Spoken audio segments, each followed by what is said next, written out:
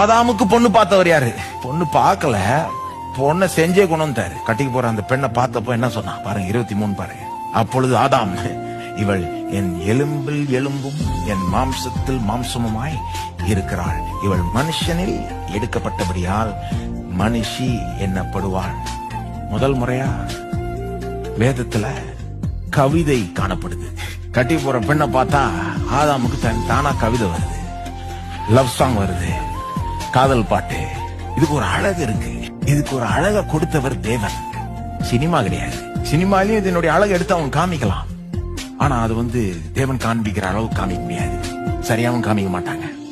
ஓவரா கொண்டு போயிடுவாங்க. இதுதான் எல்லாம், இது இல்லைன்னா ஒண்ணுமே இல்ல அப்படின்னு போயிடுவாங்க அவங்க. எலும்பில் எலும்பும் என் மாம்சத்தில் மாம்சம், என்னில் ஒரு பங்கு அவள். She is a part of me.